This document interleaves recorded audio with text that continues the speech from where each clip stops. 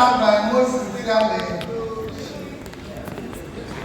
recognizing our mentor,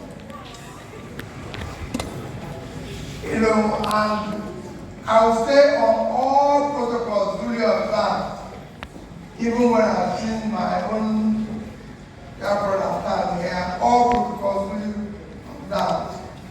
Let me thank you most sincerely for this knowing I'm here. And I'm sure my dear brother Khan will tell you that. And I said to them, when I met him, I told him, I said, no politics. That I'm here to answer your question. I don't want to make speeches. I don't know, sir. I'm also, like I told the mentor upstairs, I said, I'm here to learn. You might not know the greatest job of a leader is learning. When a leader chooses not to learn, it's finished. The job of leader is to learn, listen. People fail because they don't listen. And I learned from him today. So I'm here to listen to you, to learn from you, for interaction, not for me to make speech. Speech is easy, most times you might not know. But interactions and questions and answers are much more difficult. So, we'll start. Conversation. Okay, good morning everyone. My name is Kate. Please, I'll be very glad if people can sit down, so that other people can see us. Even today in politics, I do the same thing.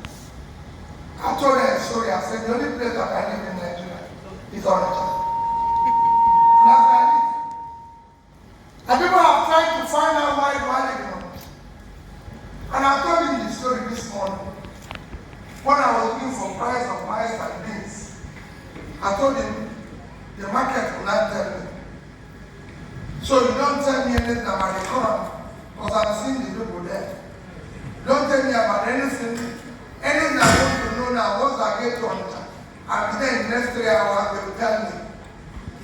Country is good, market is demand, it's disposable income. And I told him about somebody who is telling us that he wants to fight inflation because there's too much money in circulation. I said, you can see that that man is not, that person is taxed on the rate. Where is the money? Because it's in government and they're seeing money. You didn't even know that the people don't have the money. When do they have the money? For people in government say they want to withdraw, there's a lot of money in circulation. But I go to the market and I don't see the money. So, for me, it's about creating something. But maybe as we go along, so I started small, trading on one thing or the other. And that's what I did all my life until I joined politics. I haven't stopped today, but I'm doing it now in a more organized, quiet manner. But, next question. Okay, so Nigeria hasn't been the best, right? The economy, like you said. How have you managed to, sustain your businesses over the years? What things have you done that we young people can emulate as we're running our own businesses today? Well, I still say it is difficult for everybody.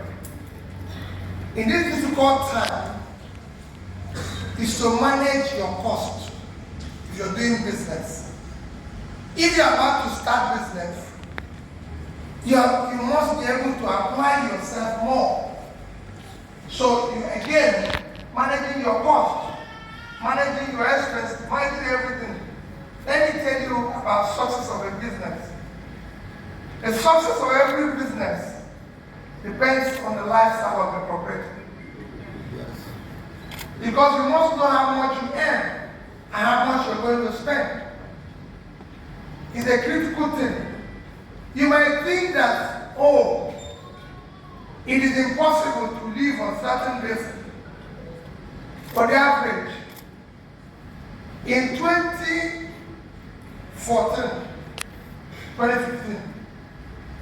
I gave about 10 people loan. Guess how much loan was? 10,000 naira. We're trying to do an experiment. They used to buy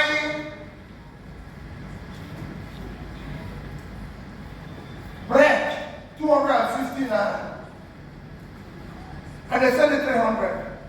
So every day they buy 40 loaves, and they sell it for 300. It becomes 12,000 naira. So they were earning 2,000 naira extra. 3 of them stay in one room. 3 of them, they stay in one room.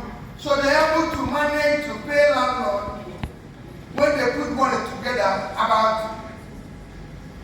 2,000 naira a month. They give 500, so they save 100.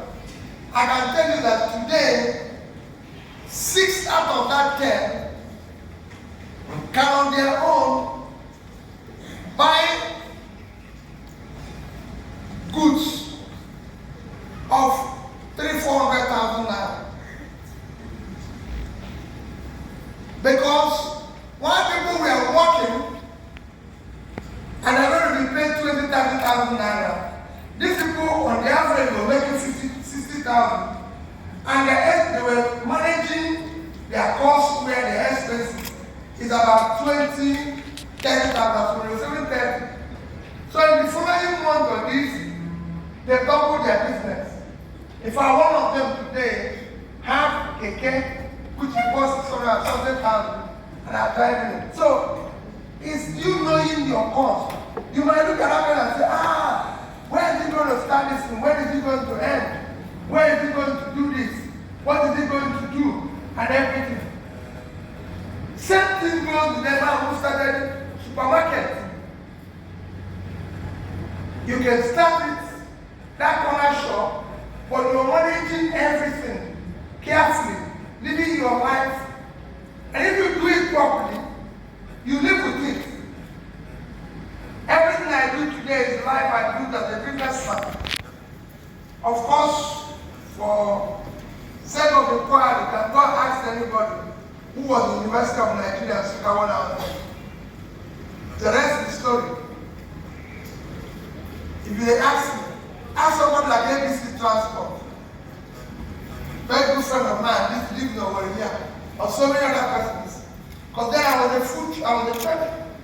Everybody in the university that I was a businessman. But then, the life I lived didn't show that. And that has what continued to today. And I showed a bit of it to Madam and the mentor this morning. I said, mentor, they didn't ask me when I started. But when I finished, I told them, I said, everything I did this morning, look at the cost. And somebody said, and I calculated the cost. Was actually about 500 naira. Someone wanted to argue that the egg. I said, no. Look at the cost of the egg. Look at the cost of the 2 pieces of bread. Look at the cost of the bread. I bought it alone, but they sent it into 12. So I put it in. Look at the cost of the bread. You know. And I didn't have to look for anything. I brought the coffee, everything with me, and I said, this is it. You manage. So it's your lifestyle is critical. You're the one who is watching your cost always, and as you grow, you continue to do that. So that's what has made me survive Nigeria. It's difficult, I've lost a lot of money, but as things change, it should change. You know, it's a difficult environment. It's a difficult environment even to start business today.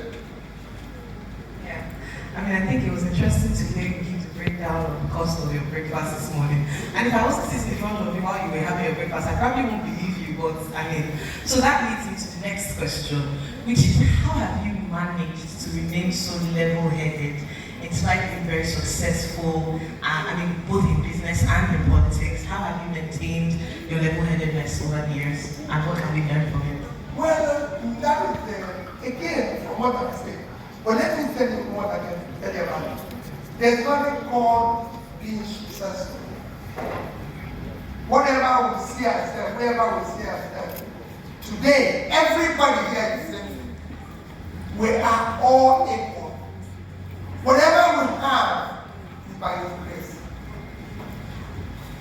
And I'm not saying don't work, because here people think you can get anything by just not doing anything and going to pray. No. I'm a Catholic. I believe in church. I'm fanatical.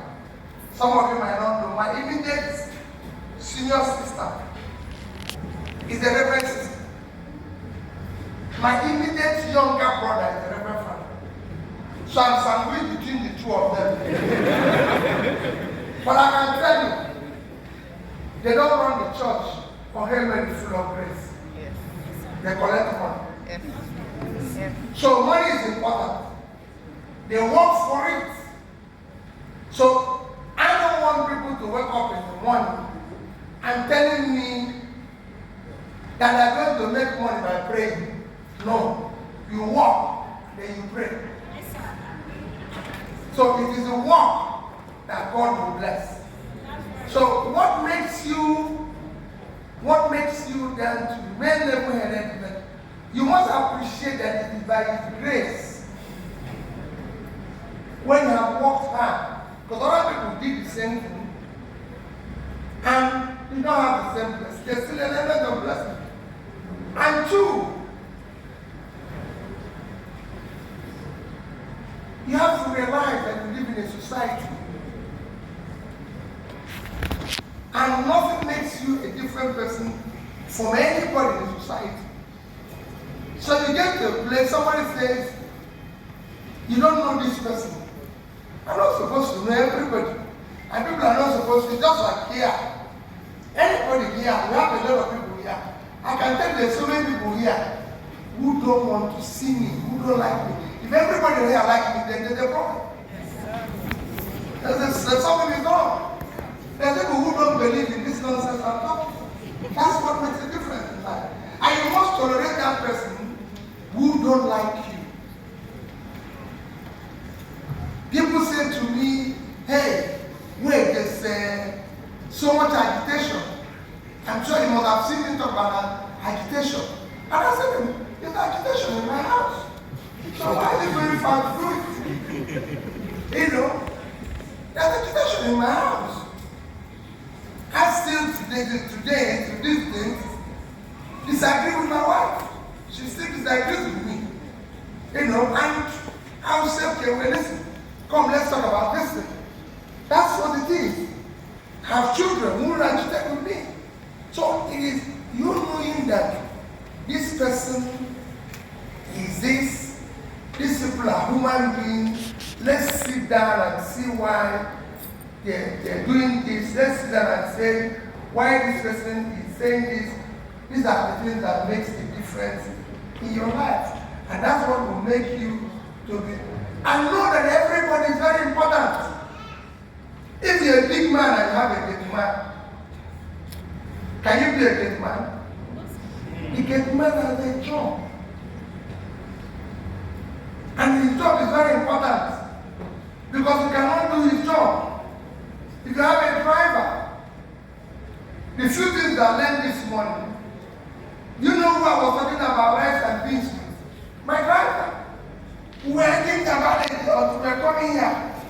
He taught me, I thought beans was more expensive than rice. But I read something and I said, how come beans? That beans, I thought beans. No, he said to me, no. That beans, a cup of beans, the rice is 220, a cup of beans is 130. This one. So you see the knowledge of the driver. Because we have a conversation. When I go home, I call gate man. Gate man, what is happening? He tells me what happens in the neighborhood. He has some knowledge, and I appreciate that. So everybody that work with, I've been in institution. As you know, I've been a young chairman of a big bank and everything. You know, like I work with them and all that. When I was there, nobody, I'll call my bag and take it to where the chairman is. One day, he was carrying my bag. Another man came. He took my bag and carried that man's bag. And then someone else to carry my bag. I was the chairman. So people who saw him in the bank was like, how dare you do that with chairman's brother? Nobody. I want to learn. There might be an incentive that maybe this man will drop my bag. So I told him, what happened? Every time he carries my bag, I give him 100,000. Every time he carries that man bag, I give him 1,000. So when he saw that man, he got my bag. And where's the last man? So I told the manager, the branch manager, who was like, this man, you must go to that. I said, how can you go? Can't you see the incentive that you get? You know, even you have got my bag. This is human being. This is human being. So he was shocked that when he came to apologize to me, and I hugged him and said, you have children, you have to pay their school fees. You're not going to tell them to carry the bag of chairman. So this is their incentive. So what we need to do is to pay this man a little bit more, so that he will know. Even me, I changed. I'm giving him additional maybe 200 So because you have to learn that. You don't get annoyed because people tell you, oh, you're this, you're that. No. So you must remain, everybody here, we are all the same thing. I could have easily come in here with police army and everything. How can? These are my brothers and sisters. These are my daughters, my sons, and everything. I want them to feel free, and I want to feel free within them. Thank you very much, sir. In this circumstance, that's the level of inspiration that you've been able to give a lot of us. Now my question is, we've dwelt a lot around your success in the business, and then you crossed over to politics. I understand that getting into politics means that your businesses need to also be taken care of, because you can't do both at the same time.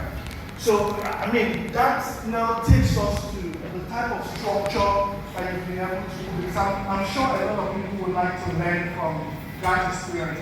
How were you able to structure your businesses to make them be able to run without you as you pursue your political career? Well, very simple. My businesses now are more into investing with other people. I don't have any business that I do directly today. I do business with other people. Again, you might ask me, how successful and why is it successful? There might be one or two that are not doing well, but maybe out of 5 or 6, 4 is doing well. Why are they doing well? Because the people I do the partnership with have seen me and know that, again, you must be ready to share. You must be ready to work. And I give you another example. All my life I used to do business with my brother, my 2 brothers and everything. And people come to me and say, why have you been doing this for years? I've never seen you people argue I'm not seeing you people quarrel. I'm not seeing you people do this. I've never wanted, I do God, have anything to make me annoy any of my siblings. And they said, why? And I said, well, you must learn sharing. You must learn to let go. And this is not just in business, in life. In my entire village, I come from a village called Ado. I've never argued with anybody in that village. Never. Not in my village. Never. I live the way they live. People say to me, Peter, where is your village? I said, come. When they come, they say, Peter, you can't believe it. I said, this house was built by my mother. There's no air condition here. People in the village don't have air condition. So I live with them. I want to live at their level. And they come in and tell me what they want to tell me. They're free. So are my siblings. So are my business partners. Most of the people I do business with today live a better life than I live. They live better life than I live. You go to them, you see them doing very well, driving big cars, doing this and everything. And I don't say, oh, well, this is this. So, if you build a good partnership where your partner feels he's free doing the right thing, if you see him do the wrong thing, don't worry. Try to correct him, make him understand that you can live and I can live, you can do this and I can do this and everything. And over the years, that's what I've done. Trying to tell people what they mean, this is this. Even in politics, all my commissioners, all my this, we remain very close to today. Everybody knows. Why? I tell them, when I came in, please, we're here to manage public resources. Don't steal money, don't do anything. But if there's anything you think that can make you make even a living, let me know I will support it. And they were shocked that I was supporting it. They were shocked that when there was a time to allocate land, I allocated land to them. And they would come to me and say, Peter, why don't you do this? Why don't we do this? Why don't you? People are trying to give us this and I tell them to share it. And they're like, so where is your own? I don't receive this from people. Some of you here know what I'm talking. Not because I don't, but whatever I need in my life, God gave it to me. So I don't need. If you have anything to give it to somebody who needs it. In this country, people are money, they don't need. I've had governors in Imo State who are my friends. Governor in Enu, governor in Enu. And they'll say to me, we'll give you land. And I said to them, I don't need land. I don't need a house in Owerri. There's people who need houses in Owerri. Why would I take it? Just 2 days ago, I was telling someone, President Governor of Bauchi State, I'm telling you what it is. Then, Bala is there. He gave me land in Abuja. And I thought, no, I'm going to give a house in Abuja. I don't live in Abuja. And people give themselves headache. I'm over 60 years, I don't have been sick. Because with all this accumulation, it's also headache. Not yourself. You know, so you must know. So by the time you have a house in Owerri, house in Ogosi, house, they're all headache. So you don't acquire, I don't need them. So these are things, if I have a partner who drives the road, live this type of life, live this type of if you, it's like a marriage too. If you can tolerate was hired because he has served in a lot of failed companies.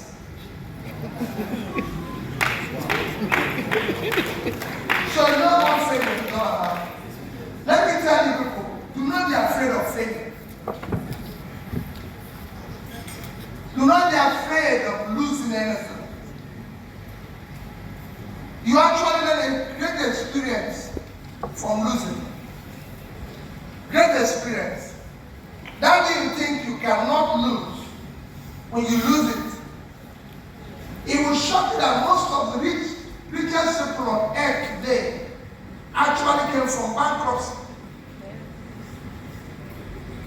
If you start a business, that business will fail. I used to sell egg. No, it's a small boy. And one day, the vehicle carrying on the egg had an accident. And I lost everything. And I go through. But I learned the lesson from it that I have to, instead of buying only supply, I started buying weekly supply. So that I can save some other money instead of going to carry everything at once. Same thing, I'm involved with stocks and shares. I've bought into companies that was a disaster. Lost everything. But then, I learned my lesson. So I started sharing my risk in different companies. So I'm losing in this one, I'm gaining in this one.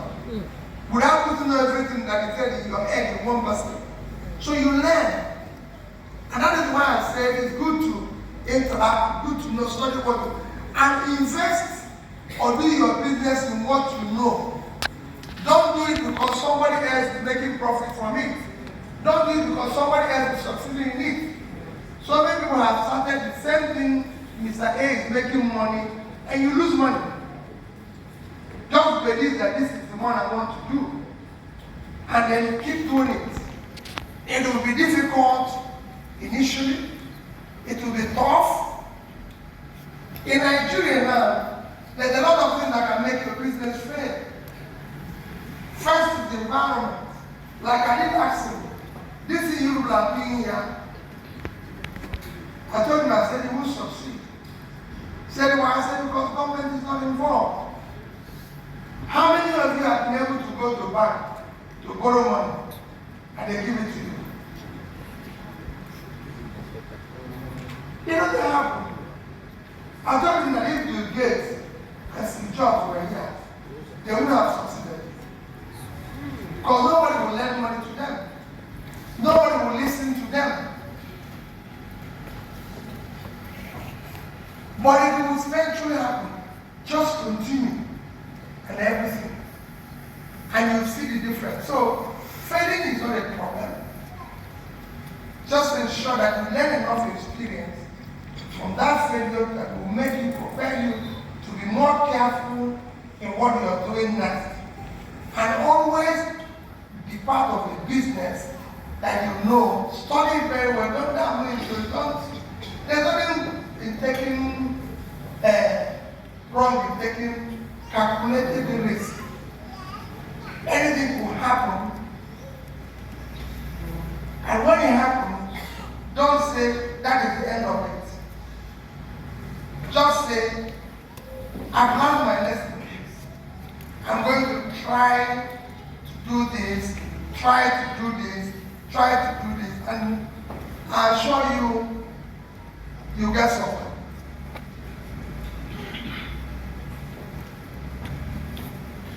Thank you, sir.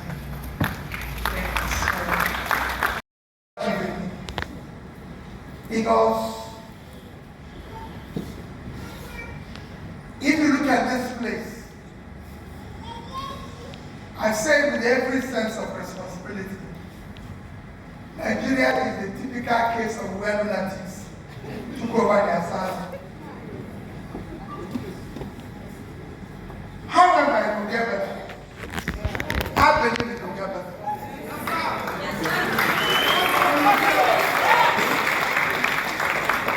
Because as we care about people's lives, I will say to you, oh, you must run away. But if you can. But let me tell you, those who think that are living today will be the first to change their come. Yep. When things are right, they come on. So I'm not afraid of their going. That's why I say that the so-called capital, so-called intellectual, what do they call it again? Brain drain. Huh? Brain drain. Brain drain. Will be brain drain. Because it is people who left China, India, everything, and are going back to India. Mexicans are going back to Mexico from America. Brazilians are going back. Nigerians will come back. But then if you have a sense of responsibility from governance, here we are not seeing governance. I'm a politician, so don't think I'm exceptional. We are all in it. We're all mess. Disappointed everybody. We've not done the right things. I just ask you now, when was last government care? When was last by paying money? When was last you go and see for anybody? What is the biggest company? Which company is the biggest company in the world today? Huh? Apple. Apple. Okay, Apple. And we can go one after the other. Who are the founders of Apple? And what is their background? Huh? What's it for the definition? Steve Jobs. Steve Jobs was an abandoned child. His foster parents picked him from a foster home. So it's like going to honest baby son, picking somebody. I said to him, and of course he went to school. Because of his intellectualism, the school didn't find him a useful student. So they sent him away. So his foster parents were able to meet him. Anyway, he finally lives with his friend Watney in a garage.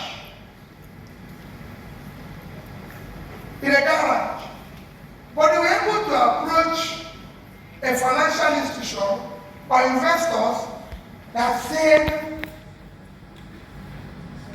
let's give these people money in this thing they're doing. That's why I said, here you wouldn't have succeeded. People will say this is complete. What is this boy in the garage doing? Let them get away from him. There's something that happened in Steve Jobs' life that will never happen here. Many of you know.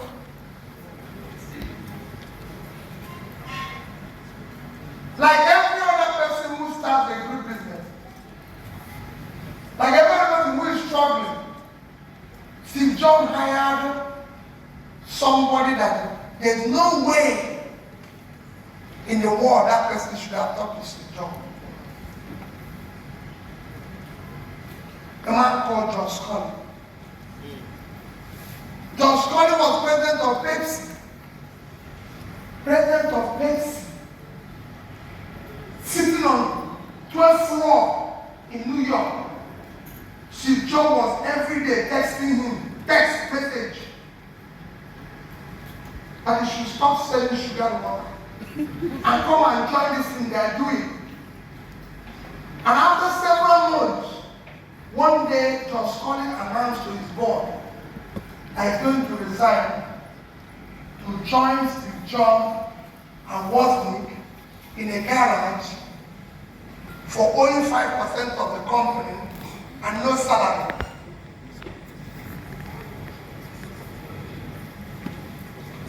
This man is earning millions. Guess what Pepsi people think? They think he's not mad. That's how this man left Pepsi. And within some time of arriving at Apple, you know what he did? He sacked Steve Jobs. He sacked him from the company, he found sacked him.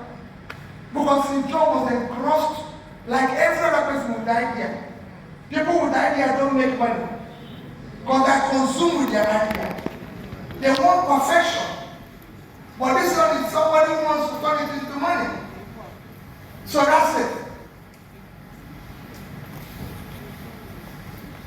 Eventually, see where that company today is the biggest company in the world with a market capital of $3 trillion.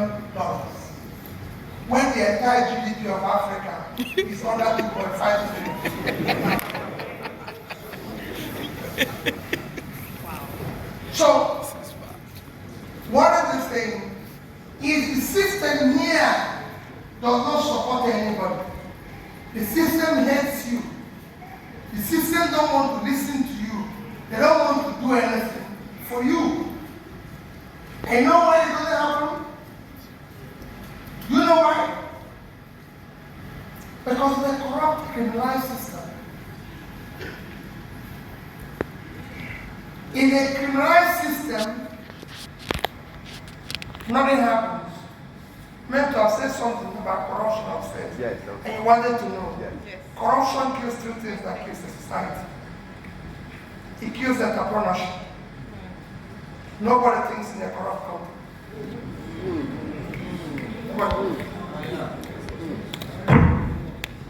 Because people are creating wealth without enterprise. You destroy the society. Here we have people who are living superfluous lives without a daytime job. It can never happen anywhere in the world. People flying around when they don't have an office. We're not talking about job and richness. There are so many people here in this country, I don't know what they do for a living. And they live a life. That's what you said when you said there was something. People were making money for nothing. That's criminality. It kills professionalism. That's what corruption does. So nobody is a professional in a corrupt country. Why do you want to be, for example, a university professor? When you're going to be paid $400,000. And the councillor, a politician, earns 3 or 4 times that. The councillor is someone who left in the village who never had anything. And suddenly, he earns more money than the professor. Yeah. The governor of England, while I was in Kellogg Graduate School, the governor of Illinois earns about $180,000 while I was in school. The dean of the school, Professor Jacob, earns $250,000. Today, professors in Stanford earn more money than someone of California. That's the society that works. That's the way you can get people. So people can be professors in Harvard, not to go and be looking to be here. The governor is being appointed to be a state governor. What are you talking? It's a system that is fault. When last did you see a governor going to look for people? People go to look for him. That shows something is wrong. I used to have a nursing models. I made the foundation for that factory. When that factory was completed, I went to President Jonathan and said, you should come and commission it. And people said to him, oh, it is not government, it's government that. I said, Mr. President, that's the only reason why I'm writing in Anambra State. I don't want you to do anything for me. Come and commission a nursing factory. I don't do commission throughout my years as governor. Except maybe 1 or 2 they did by reform. I said, why would that commission road? The road that built with their money and their customers. So where are we going to find another money to call people to commission it? When we get it to fix school, the people are passing through the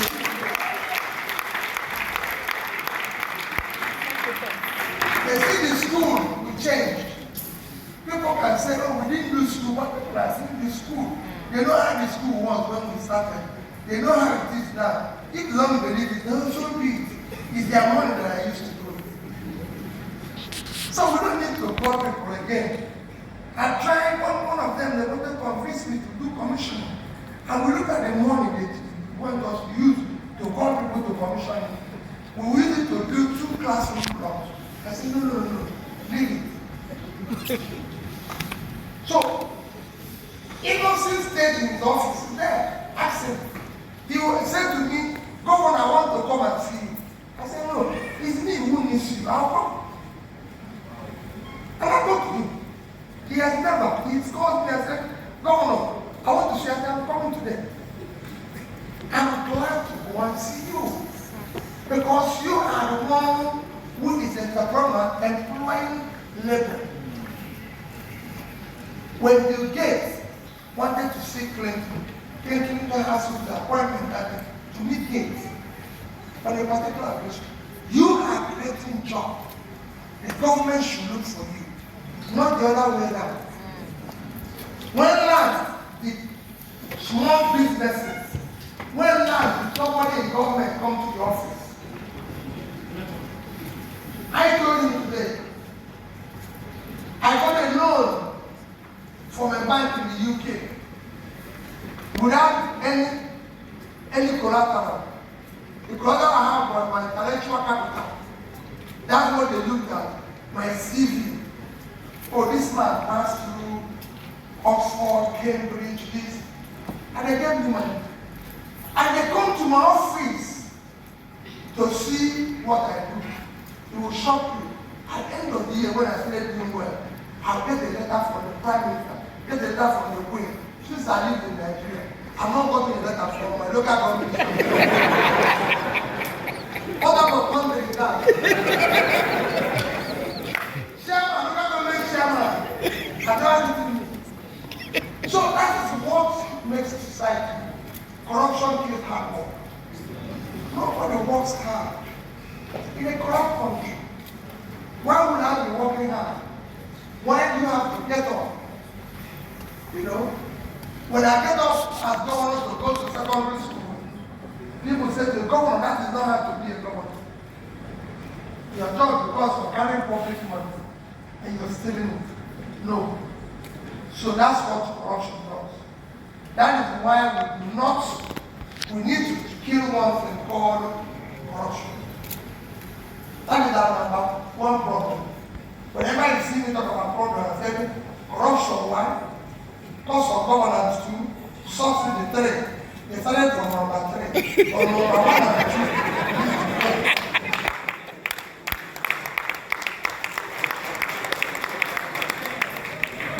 I must tell you, the little thing you do here, and I contribute 1 naira, which I'm sure you will see 1 naira. But I don't give it. It's not so that I have to throw away or call you to come and do birthday party. I've never done one. I don't intend to do tomorrow. You know, there's no celebration in my life. I'm not saying people shouldn't do it though. It's good. But I don't do it. Not because it's anything. Like I said in my house, of course my wife does that. She'll go out with her daughter, my daughter, and say, they are going, you know, they are somewhere down on holiday. Holiday, I say, what is the holiday? Yeah. If you sleep in your house for days, I don't have to go to America or Japan. For days, you know, if you don't do anything today, you're holiday. So, but no quarrel, we're still very, very fantastic people living together. But I don't have to stop her. I don't have to stop this. And luckily for me, I have a boy and a girl.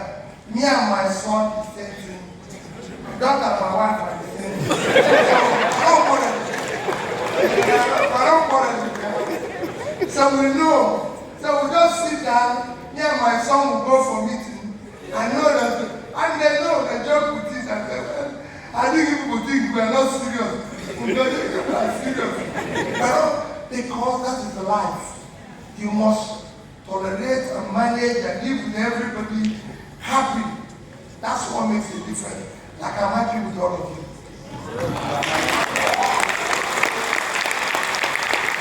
I enjoy my passion. I really wanted to do my passion is education. So I started a very busybody school, and by the grace of God, it's 4 years and we are succeeding.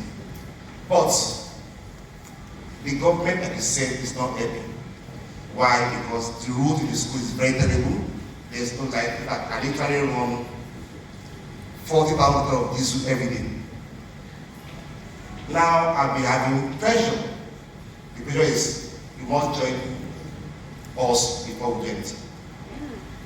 If you're in that shoe, what will you do? You meet business with politics.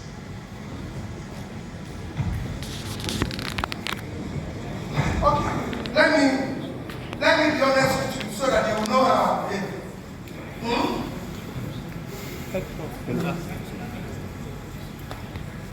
Let me tell you what I told him here this morning, because I like being as honest as possible.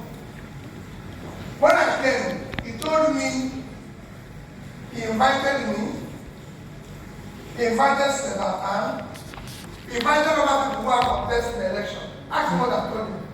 I said, no politics. People here have different parties they belong to. So, nothing to do with politics. We are not forcing you to do it. What I want you to do with politicians is listen to all of us. Check our antecedents.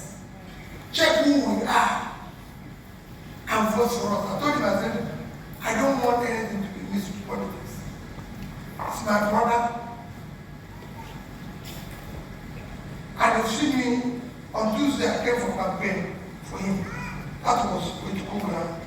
Yeah. Business grant. You can't buy directly from us. We are giving you the price. We will give you a list of our agents. And they gave me list of their agents. And I saw that one of them was this time. And I called him, asked him. I called him exactly by one agent. I said, please, we want to buy 30,000 computers, about, I think it was about 3.something billion naira there. He told me he doesn't do business with state government. I said, why? He said, because I don't have money to pay him. I'm not ready to be chasing people about. So he dropped. At about 2 o'clock, 2:30, I called him back. I said, what if I give you the money up front? He said, how? I said, just give me the invoice. I will pay. Up front. He told me that this price I'm paying, do I know there's nothing in it? That they can't even do any form of PR. I told him that the only PR we need is to supply the computer to school. Because that's what we have to do. Said you pay up front. I said, give it. He sent his invoice the next day before 12 noon. Within 48 hours, they had all the money in his account. People said to me, suppose if the man wrong. I said, don't worry what will happen to him. And he supplied every computer. So I asked him. He didn't give anybody one man. They just bring our computer. If they steal it, that's their business. We don't give anybody one man. We are not hired to be taking one man. We are hired to provide. And we provided in schools that are private schools. We bought from industry vehicles, 500 vehicles. Well, I'm asking for all the schools. Private, everything. He said the same thing. People say, oh, they're older. I said, which children are there? How come children? Government don't know who is helping them. You're doing them a favor. It should not be the other way around. That's why I said, there's something wrong here. They would have come to you and be saying, thank you. God helped you. I saw it myself. We were number 26 in my head. And Neko. You know that we're number 1 like that, because I supported the owners of the school. I said to them, take money, do whatever you want. I was giving them money direct. They say it's against government guidelines, expenditure guidelines. It's me who is giving it.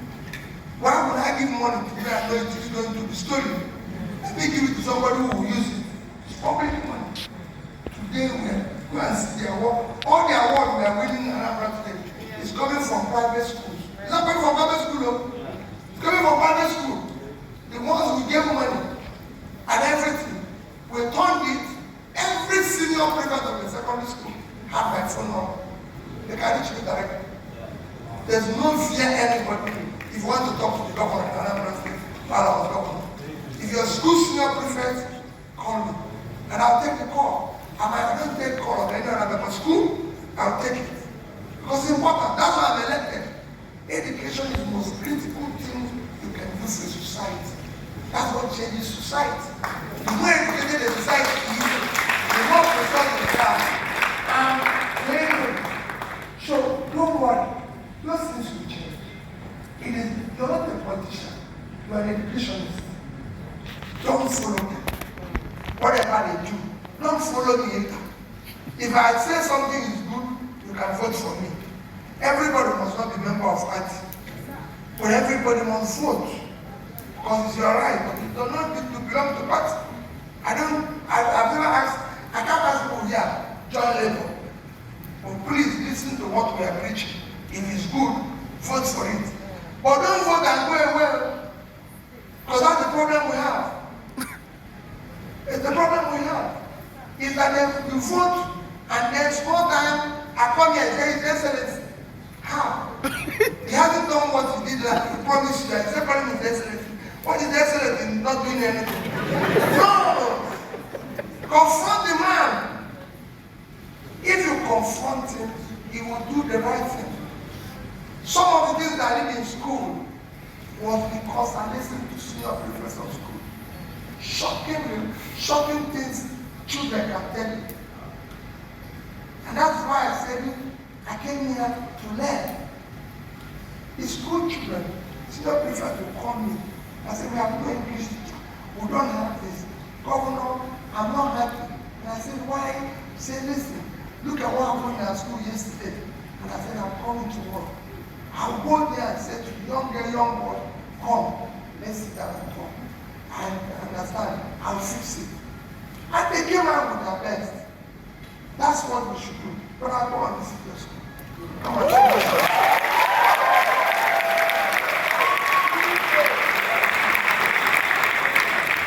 Okay, so take answer, but you can please touch my back. Okay, big thank. Please take me pictures with the Excellency. He's an idiot. Because nobody knows everything. So you must be able to open up yourself and say, well, listen, this thing I did here was wrong. And you're able to go back and say, I'm sorry. We shouldn't have done this. That's not the way it should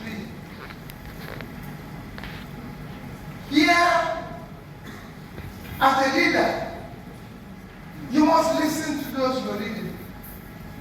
There's so many that I've learned this morning here. And I took note of them. And when I go now, I'll jot it. So you are leading, I said it before, your job is to listen. Your job is to allow people to freely tell you when you're doing the right thing, when you're doing the wrong thing. And I always give the example of when I was in office and everything. I had an incident last week where a governor took a decision I didn't like. And I called him. One of the governors there. And I called him. I said him, he called him out. And he did. And I politely said, this is what you did. Emmanuel Troy said, oh, he buried it. Because the woman was from Alo. Alo happened to be the home of Ngige, who was my immediate predecessor. They said it's against me. So every morning I'm going to work, this woman stands and was, like he's baking and everything. So I passed the first day. Because when I came, became governor, they had this gate, that gate, before you get to the office of governor. So they will remove all the gates. Let everybody pass free. But that's where I'm supposed to say, let everybody pass. If I come and pass, other people come and pass. It's the road, not closed road. You cannot close road. Who are you? It's road meant for everybody. You know, so let people pass. So when I'm going, this woman, so the third day I stopped. I said, the month is something wrong. So I stopped. Immediately I came out. The woman sat down and said, oh, please, please, please. I said, madam, what is it? He said, please, no, I have no job. I have no this. I said, madam, tell me what is wrong. He said he queried what I was doing. He did this, he did that, blah. I said, yes. And they suspended you. Yes. Okay. No problem. I went to the office. They bring all these things this woman queried. God Almighty. This woman was right, I was wrong. So I asked the head of service. I said, what are my powers? She said, Director, do I have power to promote her? Do I have power to do what? She told me, and I said, since I have that power, this woman should be promoted to PAMSEC, transferred to my office. Madam, your job is to query everything I do here.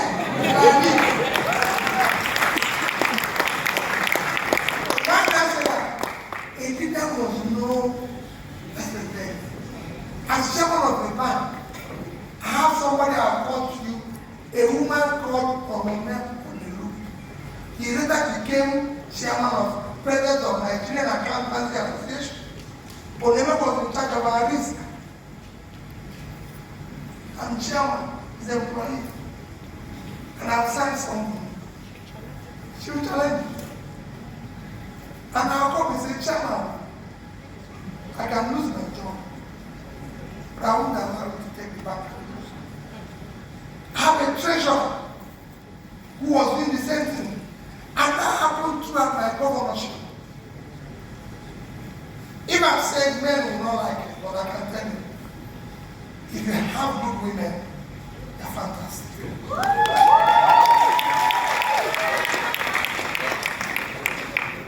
My chief of staff was a woman. My accountant general was a woman. My commissioner for finance was a woman. Commissioner for local government. You cannot, my head of service, you cannot go against all of them. They'll challenge you. Once you give them power, you know, if you give women power, they take it. They don't fear. Once I do anything wrong, I have a woman from Imo State here. He's married to another state. An angel, she will work with her. She will even look at me and say, not taking up the and I'm the governor. You know? She's from Imo State.